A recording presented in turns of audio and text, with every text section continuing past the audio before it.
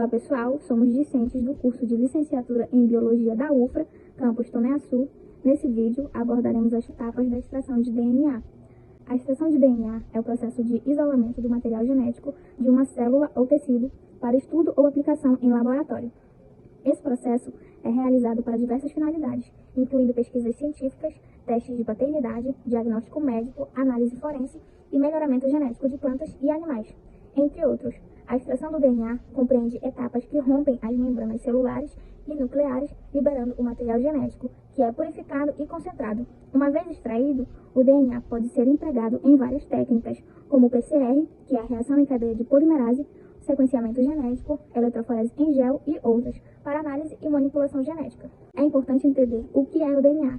Trata-se de uma molécula complexa que contém as instruções genéticas para o desenvolvimento e funcionamento de todos os organismos vivos. Está localizado no núcleo das células e consiste em uma dupla hélice de nucleotídeos, sendo que cada nucleotídeo contém uma base nitrogenada, um açúcar e um grupo fosfato. O DNA é responsável por transmitir características hereditárias de uma geração para outra e desempenha um papel crucial na determinação das características físicas e biológicas de um organismo. A exposição do material genético, seja DNA ou RNA, envolverá o processamento da célula para romper suas membranas celulares ou organelas, como o núcleo, mitocôndria ou cloroplasto, a fim de expor o DNA. Além disso, será realizada uma purificação da amostra para garantir um alto rendimento do DNA. Em essência, o DNA de alta qualidade é obtido através de um alto rendimento e reprodutibilidade, garantindo maior precisão em várias aplicações de PCR. O processo consiste em 4 etapas. Na primeira, ocorre a lise das membranas lipídicas. Na segunda, ocorre a purificação do DNA. Na terceira, a precipitação. E na quarta, a reidratação do DNA. Agora vamos discutir cada uma dessas etapas para uma compreensão mais detalhada do processo. Primeiramente, a gente vai ter a coleta de amostra, que vai ser o quê? A gente vai escolher alguma fruta para a gente poder fazer a extração do DNA. No caso, a gente utilizou a banana. Os materiais e agentes utilizados vão ser uma banana, 2 becker de 250 ml, uma colher de sopa, uma placa de Petri, uma espátula, uma peneira, uma lâmina virgem, garfo, 90 ml de água, uma colher de sal e 4 colheres de sopa detergente. É importante que o detergente ele seja incolor. Na imagem tem uma peneira do lado, a folha sobre as orientações, né, que se deve fazer. Aí a gente pode usar o copo, né, na hora de que for peneirar, e a banana na imagem. Durante a lise celular, as células da banana elas vão ser submetidas a um processo de maceração, onde a gente vai cortar a banana e elas vão ser maceradas e trituradas para que as membranas, né, as membranas celulares, elas se rompam. Elas vão liberar o conteúdo intracelular. E esse conteúdo, né, ele inclui o núcleo das células, onde vai estar localizado o DNA, que é onde a gente quer chegar, né? Para facilitar a lise celular, vai ser comum adicionar uma solução de detergente, água e sal de cozinha. O detergente, ele vai atuar na quebra das membranas lipídicas da célula. E para que também utilizar o sal, né? O sal ele vai ajudar a manter a integridade do DNA durante esse processo todo, né, que a gente vai fazer. E após a maceração, a mistura resultante ela vai ficar filtrada, né, para remover os resíduos celulares, deixando apenas o líquido contendo o DNA em solução, como na imagem aqui, né?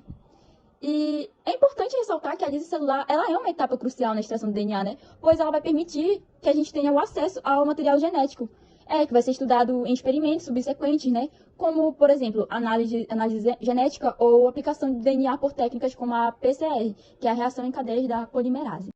Precipitação do DNA. O DNA é solúvel em água, mas é insolúvel em álcool. Então, usa-se o álcool para precipitar o DNA. Quanto mais gelado o álcool, menos solúvel o DNA vai estar. Na etapa da precipitação do DNA, deve-se despejar delicadamente na parede do copo 50 ml de álcool 70% gelado. E não deve-se misturar o álcool com a solução.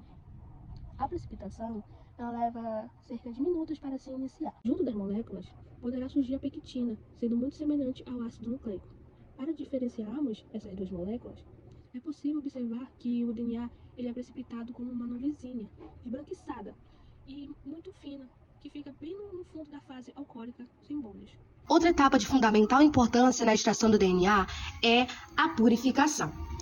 Uma vez que o material genético foi exposto, irá ser realizada, então, a purificação desse DNA, que nada mais é que a remoção de proteínas, organelas e outros componentes que podem estar presentes ali, que poderiam aí estar impedindo este processo. pode ser impregnada a proteinase K, buscando aí a desnaturação de proteínas. Além disso, pode ser utilizado o fenol para remoção de proteínas e outros contaminantes presentes na amostra. O clorofórmio que vai aí ajudar a desnaturar essas proteínas e remover o fenol residual. É o cloreto de sódio que vai ter a ação de ajudar a manter as proteínas nos líquidos dissolvidos, impedindo que elas se precipitem junto com o DNA, pois a próxima etapa é a precipitação do DNA. Bom, outro processo de fundamental importância na extração do DNA é o de ressuspensão. Após a extração do DNA da banana, o material genético estará em uma solução, possivelmente contendo outros componentes da célula, como resíduos celulares, proteínas. Para realizar essa ressuspensão, uma pequena quantidade da solução contendo DNA é transferida para um tubo metricentrífuga limpo. Em seguida, é adicionado um tampão de ressuspensão adequado ao tubo contendo DNA. Esse tampão é uma solução balanceada em pH e composição iônica para manter a estabilidade e a integridade do DNA. O tubo é cuidadosamente agitado ou invertido suavemente para garantir que o DNA seja completamente disperso na solução, formando uma mistura homogênea. Após a ressuspensão, o DNA está pronto para ser armazenado adequadamente, utilizado em técnicas moleculares como PCR, sequenciamento ou outras análises. Quantificação e pureza do DNA. A quantificação envolve a estimativa da concentração do DNA obtida, que depende do tipo e quantidade de amostra disponível. Dentre os métodos disponíveis para a quantificação, tem-se a eletroforese em gel de agarose, que permite a resolução de ácidos nucleicos, um método comparativo. A utilização do fluorímetro, um equipamento que trabalha com alterações nas características de fluorescência na presença de DNA. Um método quantitativo e a espectrofotometria, realizada por medição da quantidade de luz absorvida pelo DNA. Quantificação de DNA por fluorimetria. Esse é outro tipo de espectroscopia eletromagnética que analisa a luz emitida pelas moléculas fluorogênicas.